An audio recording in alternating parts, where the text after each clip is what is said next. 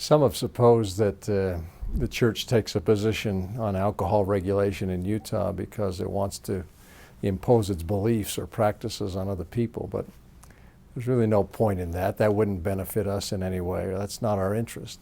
We do care about the culture and the environment that exists in this state and the people live in, because more than half the citizens of Utah are members of the LDS Church. But our concern is for the general public, for the general welfare, for the circumstances, the environment that people live in, raise their children in. We're interested particularly in three areas as it pertains to alcohol consumption. First, abuse or overconsumption. Second, underage drinking. And third, DUIs.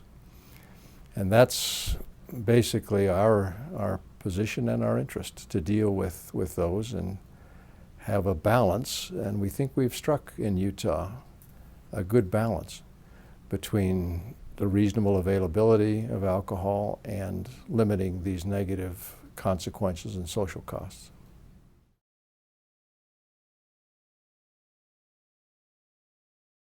People may talk about just having a drink, or I want a glass of wine with my meal. Why is that a problem? In and of itself, it may not be, but when you pick up one end of the stick, you pick up the other end of the stick, and this whole area of the social costs and the downsides come with consumption of alcohol. So we've got to be able to balance this equation and reasonably permit what is reasonable, but on the other hand, avoid, minimize, eliminate if possible the downsides. These costs include negative effects on families and children. They include lost lives. They include physical and mental abuse. There are any number of things, economic costs and losses. These have to be taken into account. We have to deal with these and recognize that we need to balance the consumption of alcohol on the one hand by those who are of legal age, but not neglect the fact that there are controls needed so that we at least minimize these negative social costs.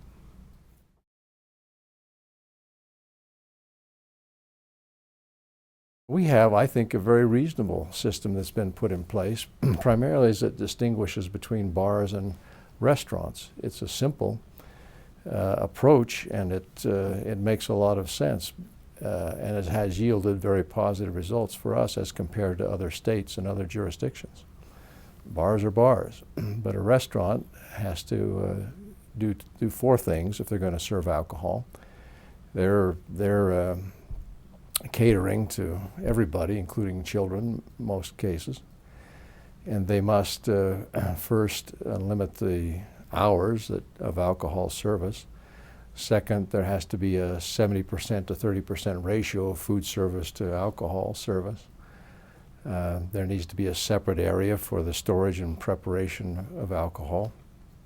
And a patron would need to have food service along with alcohol.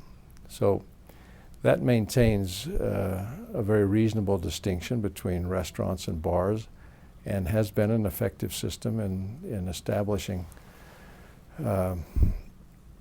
or in protecting, I should say, against overconsumption, against underage drinking, and against DUIs. We believe strongly, we sense that each of those four components are essential. You take one away and you've maybe taken a leg away from the stool and it all collapses, or you're trying the magic trick. You're going to rip away the tablecloth and leaving everything else on top undisturbed. Why take that chance?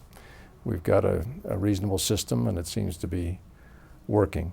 And I believe that the efforts to chip away at this that have gone on for years and years are counterproductive, really.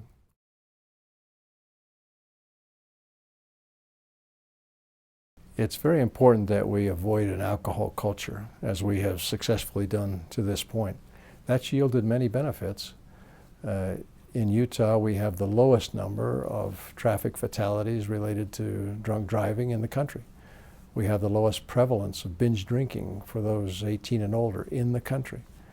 And we always rank among the lowest in terms of DUI arrests. Why would we want to risk losing any of those benefits that have come with the regimen we now have in place for alcohol consumption and regulation?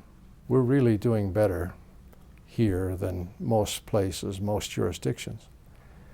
And if we begin to go in the direction that they have, it's unreasonable to expect that we're not going to suffer or experience the same outcomes. How could we suppose that changing our system to reflect that of others is not going to yield the same results that they're seeing?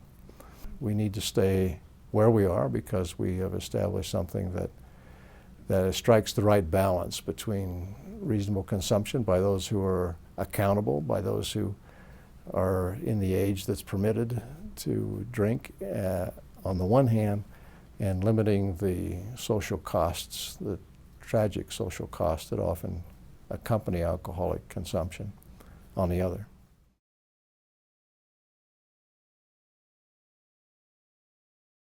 People should understand that leaders in all communities and jurisdictions have struggled with this issue, how to have alcohol consumption legal but still limit the negative consequences that typically flow from it. And I guess we shouldn't be surprised that there's such a wide variation in regulations and their determinations or decisions how to deal with it.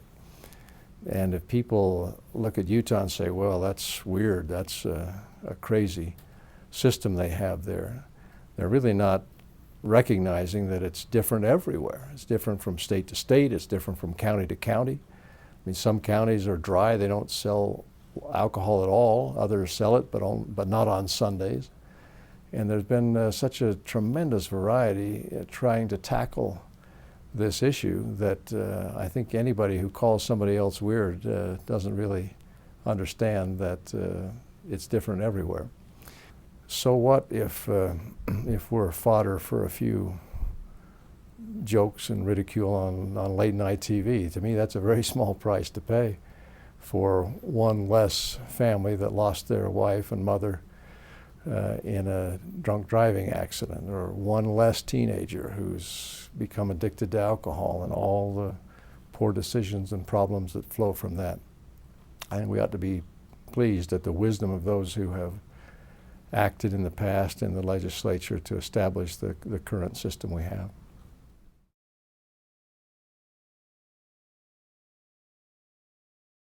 Well, obviously the church is not a political organization. It's not a partisan institution in any way. And so our default position, I guess you could say, as regards legislative issues is to not take a position.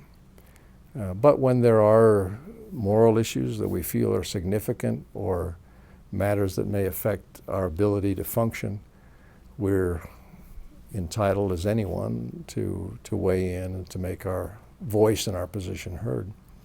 It's important that people understand that you can have a moral issue, and just because it's debated or becomes part of a legislative proposal, that does not detract from its character as a moral issue, because we engage in discussion and anybody takes part in the legislative process and the back and forth as bills are proposed and debated. Does not mean that somehow we become a political organization or a partisan organization. It's the moral issue that we're discussing. And a church, people of faith, anyone is entitled in a democratic system to come forward and make their views heard. The decisions come by the people or by the elected representatives of the people, but everyone should have a part and access to the public square.